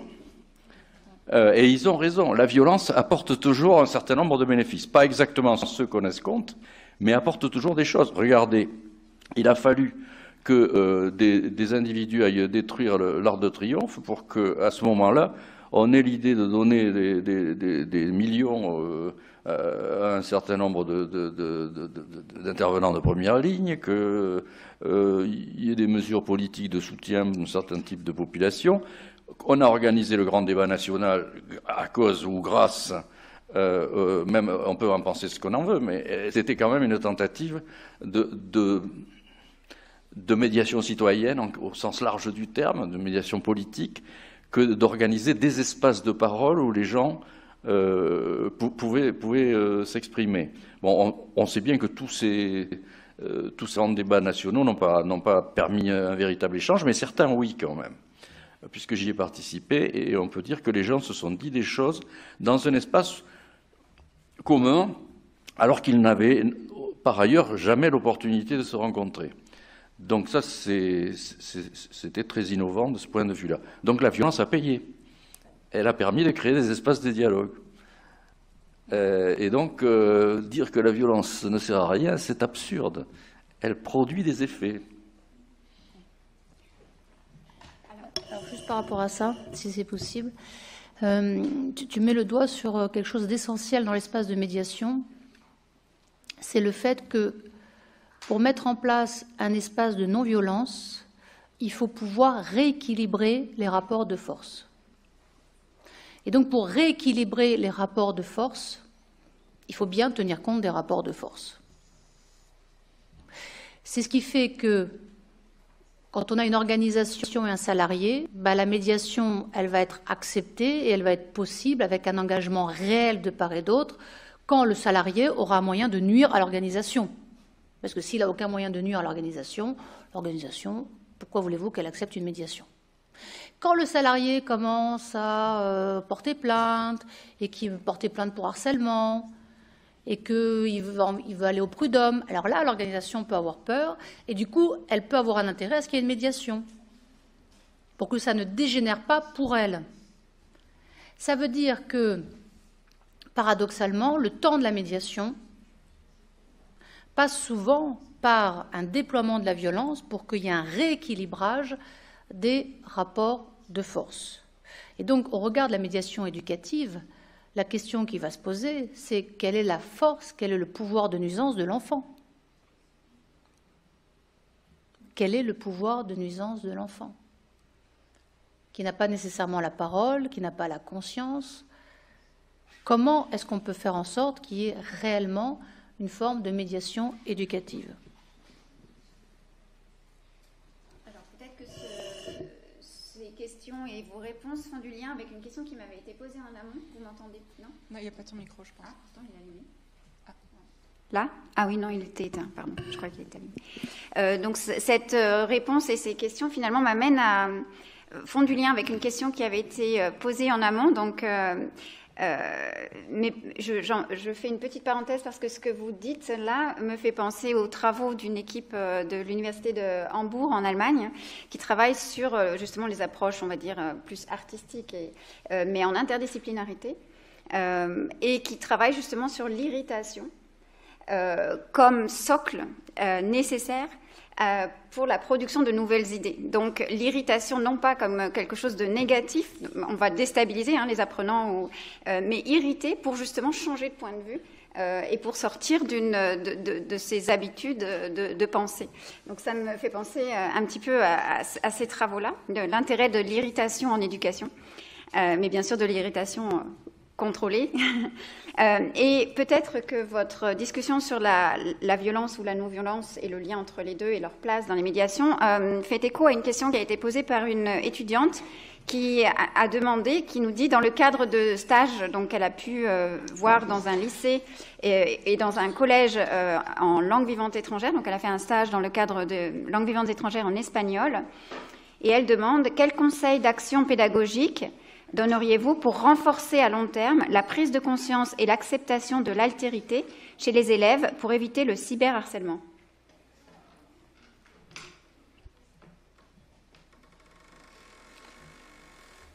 Bon, alors moi je ne suis pas du tout spécialiste de la question, mais c'est un problème criminologique. D'abord, le cyberharcèlement, c'est un problème criminologique dont il y a des commissions et des chercheurs qui commencent à travailler sur ces questions. On est encore en phase de tâtonnement parce qu'on a été débordé par le processus et on ne sait pas trop comment le gérer. Donc il y a le cyberharcèlement qui est fait de façon anonyme sur des victimes qui sont souvent poussées au suicide dans le plus grave des cas, mais qui en tout cas voient leur estime d'elles-mêmes mise en péril. Et puis il y a le cyberharcèlement à l'intérieur même d'une communauté éducative entre les élèves. Alors là, la médiation peut avoir du sens. Le reste, ça échappe à la possibilité d'une médiation. Mais à l'intérieur d'un établissement, si on repère du cyberharcèlement, si on arrive à identifier les protagonistes, on peut organiser des médiations entre ces protagonistes pour justement faire exprimer les points de vue de chacun, les ressentis douloureux des victimes et puis les motivations éventuelles des agresseurs, de manière, et en général, dans les rares cas qui ont déjà commencé à être expérimentés, il semblerait que ça se résolve assez facilement, à la condition, ça c'est pas toujours facile, d'identifier les harceleurs en fait, parce que il faut avoir des traqueurs pas très compétents pour arriver à savoir qui a diffusé les messages en fait. Alors, je ne suis pas non plus spécialiste du cyberharcèlement, je suis un peu plus de la violence, et de la souffrance et du conflit. Et de ce point de vue-là, ce que je vous dirais, c'est que la première des choses que va faire le médiateur, lorsqu'on parle donc d'altérité, pour qu'il y ait altérité, il faut que je puisse considérer l'autre comme un alter ego. Si je me sens harcelée, comment est-ce que je peux considérer mon dit harceleur comme un alter ego? Eh bien, c'est qu'il faut que je me rende compte que derrière le comportement harcelant, il y a une personne qui, comme moi, peut être en souffrance, et il y a une personne qui, comme moi, peut avoir des intentions positives. Pas forcément pour moi, mais en tout cas pour elle. Et donc, arriver à faire le départ entre le comportement persécuteur, c'est le triangle dramatique de Karpman dont je vous parlais tout à l'heure, le comportement qui est persécuteur, qui est harcelant, le comportement violent que peut avoir la personne, l'auteur de violence, quelle qu'elle soit, le comportement, le ressenti de la personne. Très souvent, derrière la violence, il y a une contre-violence. Reprenez Zinedine Zidane avec son coup de boule pendant le mondial. Ils n'étaient pas nés. Ils n'étaient pas nés, quand même, si. Ils sont au courant. Ou Smith, là, Will Smith. Est-ce que vous pensez sincèrement que Will Smith se croit violent? Pas du tout. Quelle est son intention? Et c'est ça systématiquement. Je ne connais pas d'exception. Quelle est l'intention derrière le comportement violent? Elle est toujours positive, pour soi ou pour une communauté dont je considère que j'en fais partie. Will Smith, il voulait quoi? Défendre l'honneur de sa femme. Est-ce qu'il se considérait comme violent? Non, pas du tout. Il s'est peut-être senti victime, il était peut-être en souffrance. Donc pour pouvoir en sortir, Ce qui va être fondamental, c'est déjà, comme on parlait tout à l'heure de complexité, comprendre que derrière la pire des personnes en apparence, donc derrière le comportement, crime contre l'humanité, c'est un comportement, on peut le condamner, maintenant il y a un tribunal pour ça. Malgré tout, derrière ce comportement que je condamne, il y a une personne qui, à un moment donné, a pu avoir un ressenti de victime. Et ça, c'est aussi la perspective systémique, c'est-à-dire que l'auteur de violence, il ne le fait pas tout seul. Il y a une relation, ça n'est pas la faute de la victime, la dite victime. C'est qu'il est aussi dans un environnement où, si je veux m'affirmer, pour défendre ma sœur, je donne un coup de boule. Voilà. Ça, c'est viril. Mais une femme qui ferait pareil, c'est une hystérique. Voilà, c'est une folle. Vous voyez bien qu'il y a une construction sociétale de la notion de violence, et les récits dont tu parlais tout à l'heure, c'est-à-dire qu'il n'y a rien en soi qui soit violent, il n'y a rien en soi, je vous disais, il n'y a pas de problème en soi. C'est quelle est la culture qui va sous-tendre ensuite les comportements. Et la culture, c'est quoi? C'est des visions du monde. D'où l'intérêt de toujours déconstruire ces visions du monde pour se rendre compte qu'elles ne valent pas en soi. Et la démocratie, c'est quoi? C'est pour ça que c'est en lien avec la philosophie. C'est définir ensemble, et ça c'est un espace de médiation, définir ensemble quel est notre cadre de référence commun. Donc mettre en place de l'altérité, c'est comprendre que le dit harceleur, il ne veut pas d'un monde où le harcèlement soit roi. Aucun voleur ne veut être volé. Aucun violeur ne veut être violé. Nous avons tous les mêmes valeurs. Mais nous n'avons pas du tout les mêmes stratégies pour nourrir ces valeurs. Une fois qu'on a compris ça, on peut commencer à dialoguer avec l'autre.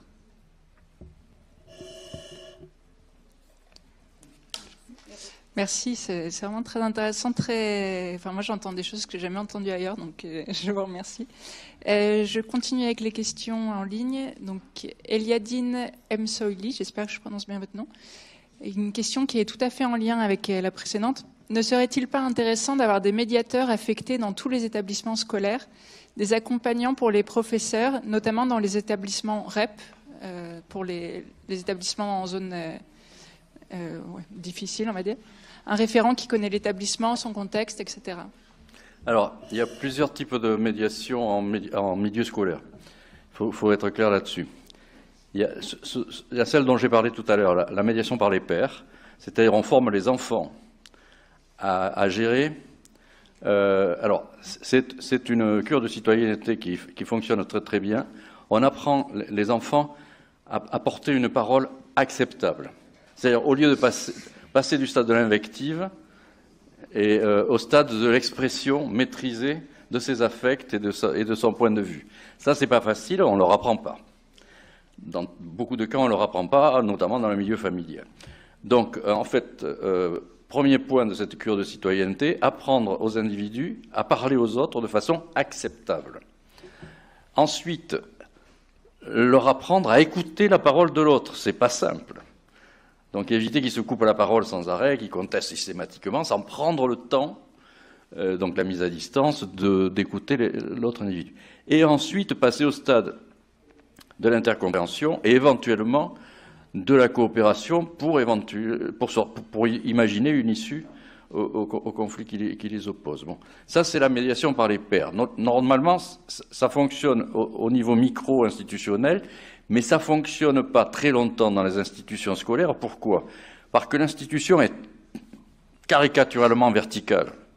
Et créer un processus horizontal à la base au niveau des élèves qui se confrontent à la verticalité de l'institution, ça fait que si ce n'est pas porté par des militants à la base, des enseignants qui favorisent ça, au bout de quelques années, il suffit que l'enseignant soit muté pour que, effectivement, l'expérience s'effondre complètement. Parce que l'institution ne remet pas. Alors, il y a une autre possibilité de médiation, c'est la médiation institutionnelle. C'est-à-dire que c'est ce que les Américains appellent la médiation du système scolaire tout entier. C'est-à-dire qu'on supprime tout ce qui est vertical dans le fonctionnement de l'établissement. C'est-à-dire, on introduit la médiation, mais alors ça, c'est vraiment utopique pour l'instant. En France, on en est très très loin, mais il y a quelques expérimentations dans des systèmes pédagogiques un peu d'avant-garde. C'est-à-dire, il n'y a plus de conseil de discipline. C'est-à-dire, tout ce qui est disciplinaire et vertical est remplacé par des instances de débat et de concertation. Et dès lors, mais alors ça fonctionne dans les conflits entre les élèves et l'institution, entre les personnels de l'institution, c'est-à-dire que c'est multidimensionnel. C'est-à-dire l'esprit de médiation souffle sur l'ensemble des fonctionnements institutionnels. Et là, on s'aperçoit que ça fonctionne assez bien, finalement, parce que tout le monde se retrouve gagnant dans un tel processus. Alors, il y a d'autres types de médiation en France, mais pas très développés. C'est-à-dire, on forme les personnels des établissements à devenir médiateurs. Mais est-ce qu'on peut être médiateur dans l'établissement où on intervient? C'est la question qui se pose. En tout cas, pas avec les enfants qu'on a, ou qu'on a connus, ou qu'on va connaître. Enfin, c'est un peu compliqué. Donc, certains sont favorables, d'autres sont assez opposés.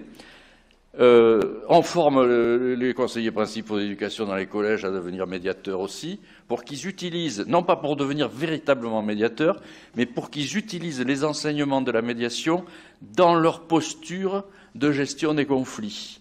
Et on forme l'ensemble des personnels à la gestion des conflits. En tout cas, on ne peut envisager qu'une médiation se développe en milieu scolaire qu'à la condition de former tous les personnels, depuis le directeur jusqu'au personnel de service. Si tout le monde est formé, ça passe mieux, ça se développe, alors que si on le réserve à quelques catégories, ça dysfonctionne assez rapidement parce qu'il y a les conflits interpersonnels, il y a les logiques institutionnelles qui se mêlent de tout ça. Et alors en plus, maintenant, il y a des médiations dans quelques établissements, puisqu'on s'est rendu compte que les élèves les plus en difficulté sont les élèves. Alors ce n'est pas une corrélation, mais c'est une constatation dont les parents viennent le moins souvent à l'école et ont moins de relations avec l'institution. Parce qu'il y a sûrement un fossé culturel, enfin on peut l'expliquer de mille autres façons. Il y a des médiations qui se font entre l'école et les sphères familiales. Mais dans une posture quand même de médiation, c'est-à-dire ouvrir des espaces de parole sans jugement, parce que vous êtes... Enfin, moi, je l'ai vécu, tout le monde l'a vécu, ceux qui ont eu des enfants. Vous avez un enfant qui travaille bien quand vous rentrez. Alors, vous ne voyez les enseignants que 3 fois par an, en général. Et donc, on vous dit, votre enfant est remarquable, il travaille très bien, il n'y a pas de problème. Regardez les notes, comme si les notes exprimaient quelque chose. On les a, nous, les notes. On sait très bien comment... Bon. On a besoin de savoir autre chose quand on est parent.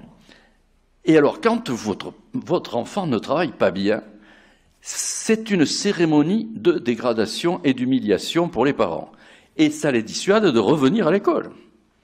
Et les enseignants ne se rendent pas compte de la violence qu'ils exercent sur ces parents dont ils postulent probablement qu'ils sont des mauvais parents puisque leur enfant travaille mal. Mais travaille mal par rapport à des exigences scolaires et pas par rapport à des exigences humaines.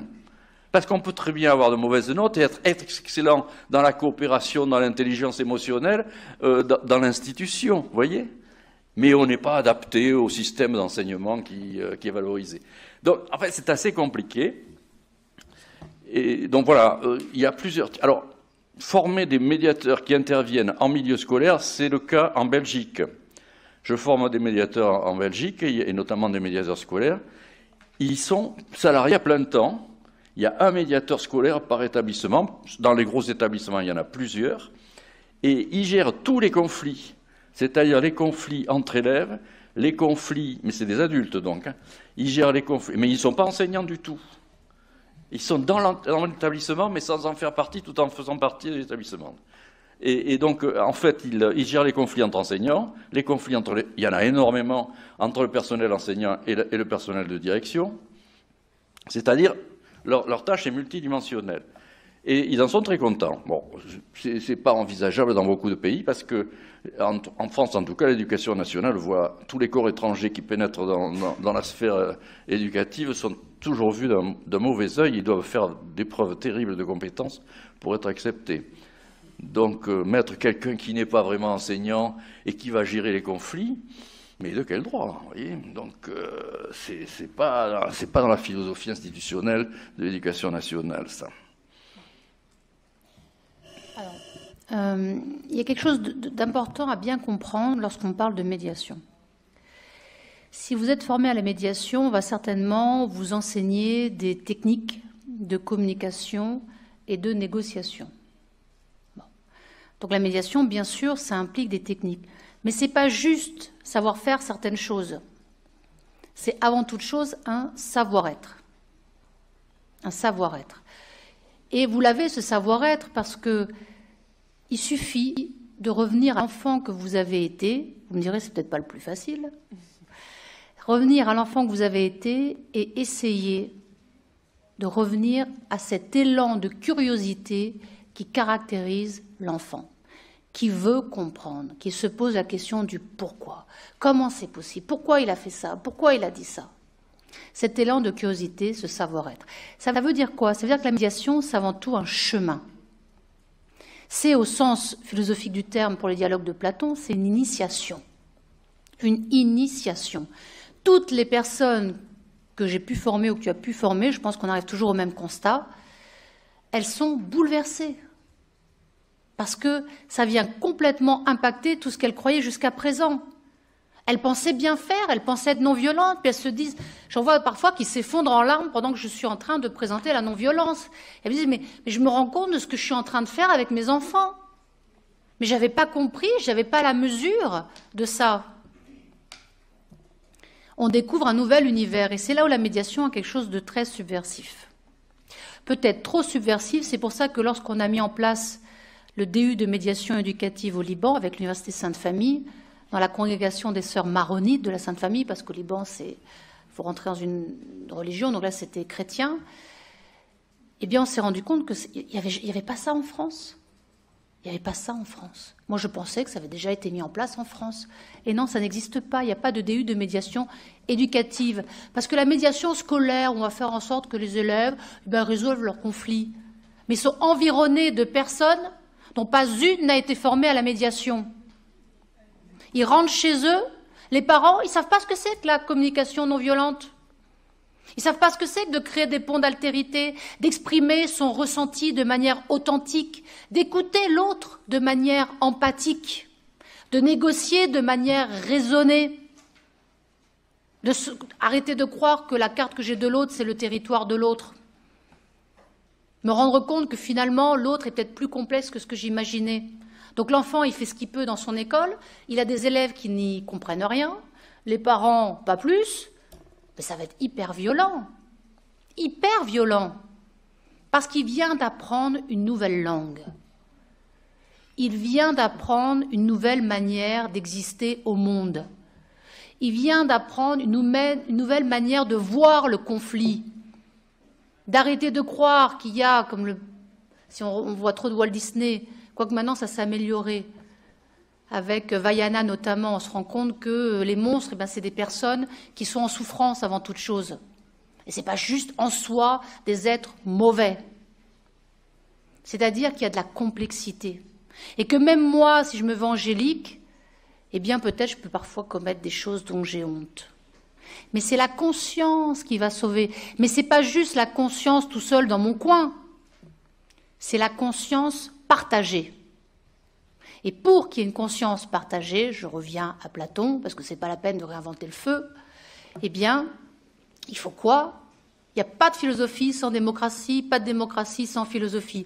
Ça veut dire quoi? Il faut un espace de confrontation des idées. Et il faut, tu en parlais tout à l'heure, sur l'irritation. Que faisait Socrate? Alors c'est peut-être pour ça qu'il a dû boire la ciguë. Donc il faut y aller mollo. Mais enfin, il revendiquait d'être comme le temps, qui vient piquer ses citoyens pour les interroger. Il croit savoir, eh bien il va aller les interroger. Alors il n'avait pas encore découvert ce que Carl Rogers montrera plus tard, c'est l'empathie. Il n'était pas très empathique, ça n'existait pas à l'époque. Heureusement, tout n'a pas été inventé du temps de Platon. On a encore des choses à faire, fort heureusement. C'est la créativité de l'humanité. Mais cette créativité, vous comprenez bien qu'elle passe par la capacité déjà à mettre en doute ce que je crois, pour rentrer en dialogue avec l'autre. Parce que l'autre qui s'oppose à moi me donne la possibilité de mieux penser. Donc, est-ce que l'institution est en capacité de s'interroger sur elle-même? L'institution, en tant que personne morale, ne s'interrogera jamais. Et d'ailleurs, quand on voit derrière l'éducation nationale la notion de fonctionnaire, qui doit fonctionner, ben là on est dans l'ordre de la mécanique et non pas dans l'ordre du vivant. Or, le processus de médiation comme le processus éducatif, c'est quoi? C'est quelque chose de vivant. Mais le vivant, c'est quoi? C'est l'inattendu. C'est l'inattendu. C'est-à-dire que l'enfant que j'éduque, et même les personnes avec lesquelles je suis en médiation, je crois que tout allait bien, et paf, elles font pas ce à quoi je m'attendais. Je pensais qu'elles allaient signer, elles signent pas. L'enfant qui avait des bonnes notes, il n'en a plus. Qu'est-ce qui se passe? Ou je rentre dans une forme de violence à le contraindre, ou je rentre dans une écoute. Et pour rentrer dans une écoute de l'autre, attention, nous ne sommes pas des saints. Il faut d'abord commencer par soi. D'abord être son propre médiateur, donc cheminer dans sa propre humanité, c'est-à-dire dans le fait que, bien sûr, j'ai des parts lumineuses, mais je ne pourrai les connaître qu'à condition d'avoir traversé mes parts d'ombre. Merci. Alors là, on est presque arrivé à 16h, mais il y a une question. Alors peut-être qu'on peut quand même la prendre, une dernière question, et puis peut-être essayer d'apporter une réponse brève. C'est Isabelle, si tu veux poser ta question. Oui, merci beaucoup. Vous m'entendez bien ? Oui, très bien. Alors, vous avez parlé tout à l'heure des cultures, vous évoquez surtout les cultures sociales qui sont autant de visions du monde. Et je me demandais, en tant qu'enseignante-chercheuse en didactique des langues et des cultures, comment est-ce qu'on pouvait gérer et articuler la médiation linguistique et interculturelle et la médiation des conflits, vous qui avez formé notamment au Liban. Je vois que le micro est tendu vers vous d'office. Est-ce qu'il y a une façon spécifique d'approcher cette médiation des conflits dans un contexte interculturel et plurilingue, qui est finalement pas forcément le contexte hors de France, puisque en France, on a des classes hétérogènes linguistiquement. Donc, c'est aussi tout à fait important pour les futurs enseignants que nous avons dans l'amphi aujourd'hui. Alors, je vais faire une fausse réponse, en fait. J'ai participé il y a 15 ans à une expérience en Finlande interculturelle. Ils ont invité un Français, un Anglais et puis un Allemand, je crois, pour réfléchir ensemble à la mise en place d'un séminaire de médiation interculturelle, parce que figurez-vous qu'en Finlande, c'est un pays culturellement très homogène, ils sont tous blonds avec des yeux bleus ou presque, sauf qu'il y a des vagues d'immigration depuis quelques années, très peu nombreuses, mais quand même qui gênent la population locale, parce que ces individus ne commettent pas des infractions véritablement, mais ont des modes de vie qui dérange un petit peu la bonne société finlandaise traditionnelle. Alors, ils ont voulu mobiliser des médiateurs pour essayer de réfléchir à la façon dont on pourrait faciliter les choses. Alors, on a organisé de loin une pré-enquête pour savoir de quoi se plaignaient les Finlandais vis-à-vis des immigrés. Nous, on n'avait pas la possibilité de faire une enquête de terrain là-bas, surtout que moi, je ne parle pas du tout le finlandais, je suis désolé, mais bon. C'est une langue très très complexe comme le hongrois, et bon, c'est inabordable pour moi. Alors donc, en fait, il y avait plein de petites choses de comportement qui posaient question.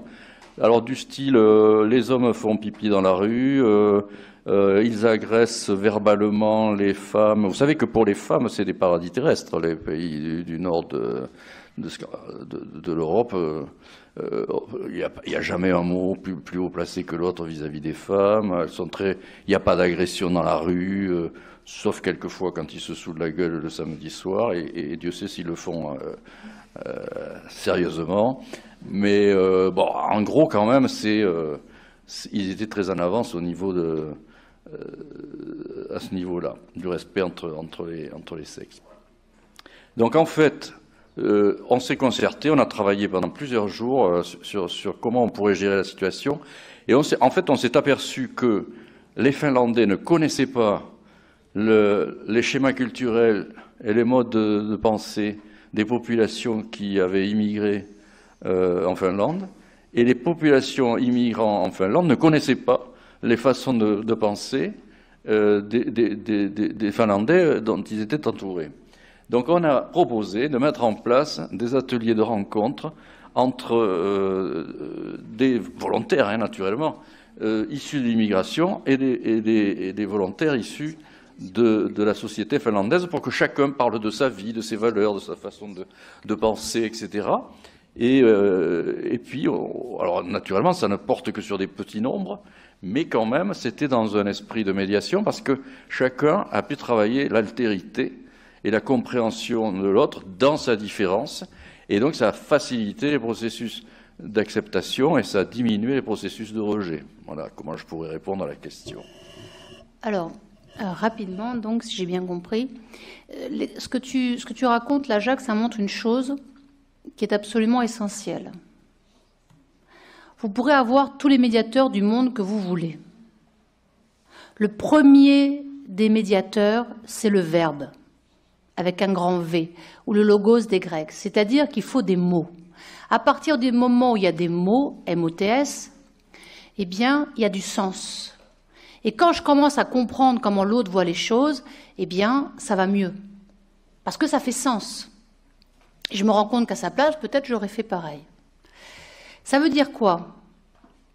Ça veut dire aussi que toute médiation, puisque je vous disais tout à l'heure qu'il n'y a pas en soi de problème, mais il y a des problématiques, on n'a pas les mêmes visions du monde. Toute médiation est interculturelle. Toute médiation est interculturelle. Vous avez là en ce moment donc une famille, le père veut vacciner l'enfant, la mère pas. Ils n'ont pas la même culture, ou ils ne sont pas d'accord sur la manière d'éduquer l'enfant. Le choix de l'école, public, privé. Ah ben dans ma famille, on a toujours été républicains, donc on a toujours fait comme si. Ah oui, mais non, mais quand même, parce que moi, j'ai telle religion ou autre, donc j'aimerais que ce soit une école catholique ou une école de tel ordre. C'est des confrontations culturelles. C'est toujours culturel, parce qu'on n'a jamais la même façon de penser. Et fort heureusement, puisque si je pensais seule, ben je ne penserais pas très longtemps. C'est pour ça que je vous parle de Platon, parce que moi, il m'aide à penser. Sans Platon et sans tous les autres, eh bien, je ne pense pas très longtemps, ni très bien d'ailleurs. J'ai besoin de l'autre pour bien penser. J'ai besoin de confronter ce que je crois avec ce que l'autre croit. Et donc là aussi, ce qui est fondamental, c'est que lorsqu'il y a un conflit, et tout conflit est interculturel, ça n'est jamais un conflit de valeurs. Quoi qu'on vous dise, je n'ai pas le temps là de vous le démontrer, mais je vais le faire par l'absurde, rapidement. C'est-à-dire que s'il y avait des conflits de valeurs, sachant que les valeurs sont non négociables, puisqu'on peut mourir pour des valeurs, on est bien d'accord jusque-là? Mais de Morland. De Morland peut-être, quoique. Si je suis un Japonais, peut-être pas. Eh bien, les valeurs étant non négociables, s'il y avait des conflits de valeurs, il n'y aurait pas de médiateur. Il n'y a pas de conflit de valeurs. Ce qui pose problème, ce n'est pas les valeurs, c'est le fait qu'on n'a pas les mêmes façons de se les représenter. On n'a pas les mêmes façons de les chérir. Une fois qu'on a compris ça, on sort du malentendu majeur qui fait que, bien évidemment, si je prends l'immigré pour quelqu'un qui n'a pas les mêmes valeurs que moi, qu'est-ce que vous voulez que j'aille faire? Moi, je dis souvent, écoutez, si l'autre est absolument méchant ou s'il est tellement différent, tuez-le. Je ne peux pas faire grand-chose. Tuez-le. Qu'est-ce que vous voulez que je fasse? Je ne vais pas mettre un espace de dialogue avec quelqu'un qui n'a rien à voir avec moi. Or, il n'y a pas d'étrangeté radicale ni de familiarité certaine. Nous sommes tous, en tant qu'humains, dans l'altérité. L'altérité, c'est un pont entre le familier et l'étranger. On parlait de tisser. Ça, c'est une magnifique phrase pour poursuivre le dialogue, parce que je vous rappelle que si vous le souhaitez, on peut continuer. J'ai un tout petit peu coupé parce qu'on avait dit 16h et l'idée, c'est après peut-être de prolonger quand même la discussion de manière un peu plus informelle. Micro, s'il vous plaît. Ah mince, pardon. C'est vrai, à chaque fois, je le coupe et j'oublie de le remettre, pardon. Donc, j'étais en train de dire que j'ai interrompu Catherine pour qu'elle continue à tisser le fil qu'elle était en train de tisser, justement, peut-être autour de la discussion informelle, puisqu'il est 16h et qu'on avait indiqué 16 heures. Moi, justement, je vous invite, donc pour ne pas faire une conclusion, hein, mais plutôt une ouverture, justement, je vais me poser peut-être un petit peu en contradiction sur ce que vous voulez dire, ce serait le mot de la fin. Mais avant, peut-être, déjà, je tiens à vous remercier d'avoir été aussi actif à participer à distance et en présence.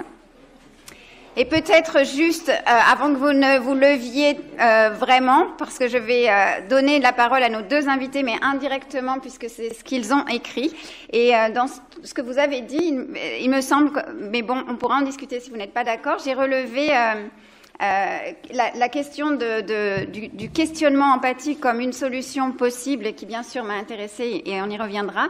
Et j'aimerais citer un extrait justement d'un ouvrage de Jacques sur les médiations scolaires et qui nous rappelle que l'institution se doit plus que jamais de métamorphoser cette violence, de mettre en œuvre des processus d'apprentissage participatif, pas seulement l'apprentissage des savoirs fondamentaux, lire, écrire et compter, mais celui des formes élémentaires du savoir-être en société. Le parcours scolaire se doit d'être, car il n'y a pas d'autres endroits mieux indiqués pour cela, une cure de citoyenneté. Et pour ce faire, la proposition du questionnement empathique nous intéresse, et c'est là que je mets une petite pointe d'irritation, car l'empathie n'est pas justement uniquement limitée au verbe, à mon sens, et discuter des valeurs et comprendre autrui ne passe pas, à mon sens, que par le verbe, mais passe par les médiations sensibles, qui commencent par tout ce qui est inter- et intrapersonnel, vous l'avez dit, mais par le fait même que nous soyons des humains, donc biologiques, et capables de perception sensorielle, émotionnelle. Et donc, ça passe aussi par la corporéité et pas seulement par le verbe. Voilà, c'est ma proposition de suite. Donc, merci beaucoup pour cette participation.